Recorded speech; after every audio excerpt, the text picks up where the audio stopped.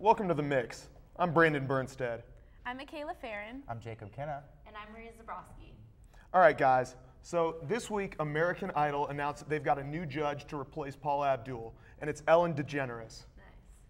So what are you guys' thoughts on that? Ellen's just... It'd be strange for her to find her place because Simon's kind of like the top dog of that show, and he would always just shoot down Paula.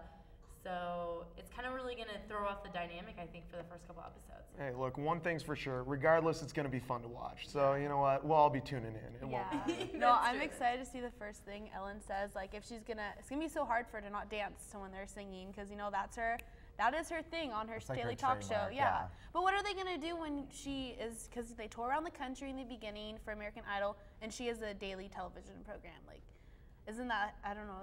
Well, she does only tape like a certain amount of shows per year. So, you know, I'm sure they'll work this schedule out so it's not a conflicting situation. I believe they tape like 2 shows a day, 2 or 3 a day, so I'm sure they'll fit her in there pretty well. Yeah, absolutely.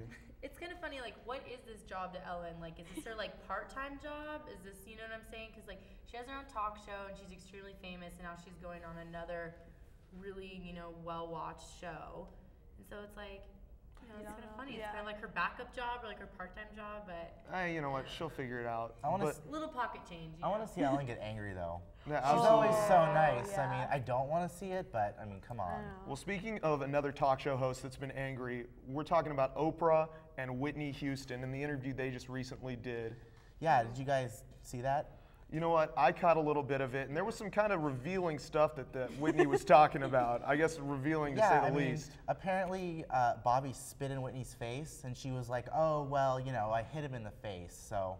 You know what? One way or another, it's a little bit touch and go, but we all knew Bobby Brown was kind of a wacko. Yeah. Like, crack is whack. Yeah, well, we found that out with him, seriously. The Oprah Winfrey Show is a really public place to air your dirty laundry. Like, if I was going to discuss some, you know, my husband slapping me around, I don't think I'd really take it straight to Oprah, you know. Take it to Ellen. Take it to Ellen. A lot of people are definitely going to see that interview, and you know it's going to end up on YouTube. Yeah. Oh, absolutely. But she does get the most viewers. If you want to relaunch your career after Whitney Houston's like extravaganza, it's a place to do it.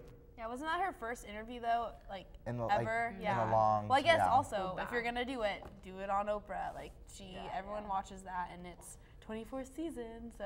She looks a lot older too, though. I mean, I'm sure after all the drugs, spitting and the slapping, the crack. Just domestic violence in general. Yeah, it's you know, it's a little bit of a different Whitney than we saw in the '90s.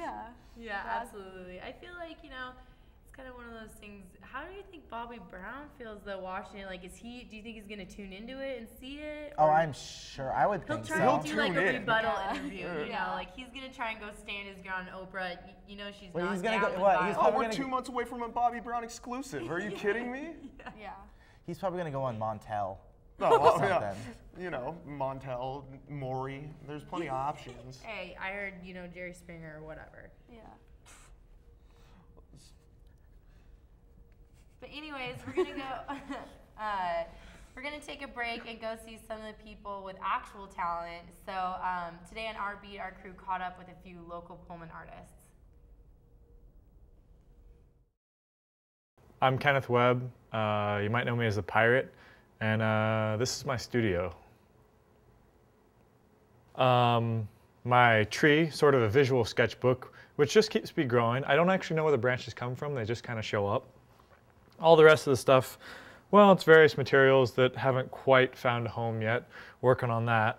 The studio I built, let's see, last semester, right, second day after winter break, and subsequently the room it exists in has been dubbed Mallard Cove for the duck someone so generously donated to me. And other than that, I pretty much just exist here and work and create and see who stops by. Gotta say, my work in general is pretty scattered. I have 2 main veins of interest.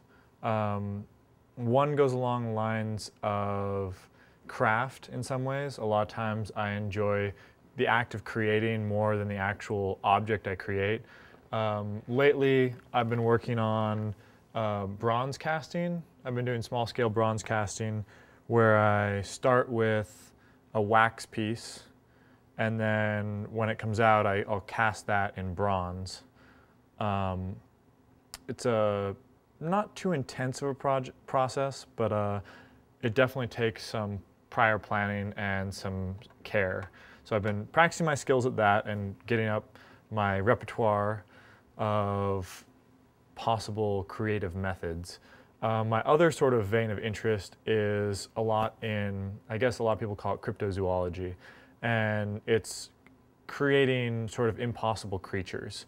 The one probably my best piece is, it's an imp. He's impudent, so I've named him an imp. It's just a little skeletal piece made out of mouse bones that I had to reassemble some of the mouse bones in various ways. Partially as a personal mythology, sort of a background or creating my own set of mythical worldviews, and then partially also as a observation on aspects in my life that I feel are more than coincidence and maybe less than, or at least different than science. So more than coincidence and unexplainable. So finished piece was my imp, and I spent about 60 hours working on him. I actually assembled him inside a glass globe at one point, very much similar in size to this. Assembled him inside, and then realized I couldn't get him stuck down. So I actually ended up having to break it all up and pull it out, much like a shipping bottle. Then I reassembled on top of just a jar, and from there, being so impudent, I had to figure out something to call him, and so I called him Imp 1. Very creative, I know, but part of what I'm interested in, at least for that piece and that series of pieces, is focusing more on people looking at the object and being incredibly impressed and so drawn in that they stop asking why it exists or if it exists, and just accept that it exists, and then are amazed and feel a sense of wonder that it is there. It kind of reflects my view of everyday life. I walk around every day and I see details in life, and I marvel at existence. I stop worrying about why this reality exists and start reveling in the fact that it does exist. So some of my other pieces I've been working on, some of my other work that I've done a lot of, well, not a lot of, but a number of pieces that are ceramic. This one's currently filled with acorns, which this is a ceramic bowl that I threw, decorated sort of in a Celtic style, I suppose. Well, the symbols. But anyway, the acorns actually are one of my other ongoing pieces. I have interest in natural objects and in replicating natural objects and then modifying them. Right now, one of my most recent casts is a bronze piece that's a set of acorns. It's about the maximum volume I can cast personally, otherwise I have to go out to a foundry, the Fire Arts foundry that we have, and cast it. This is about 26 ounces of bronze. It hasn't been cleaned up. It's not the best cast I've done, but well, that's what I'm doing. I'm getting some practice. So,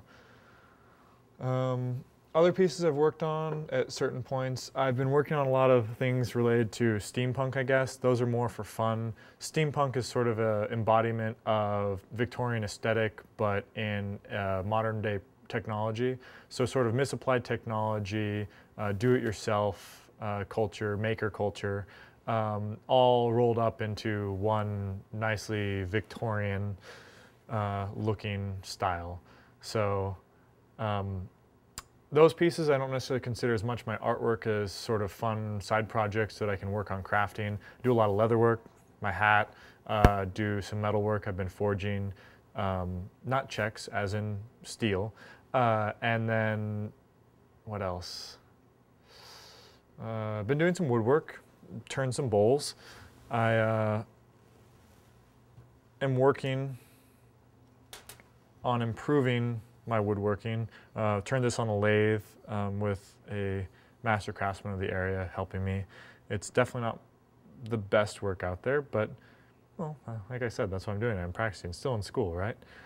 Well, thanks for putting up with my monologue tonight, and I guess back to the studio.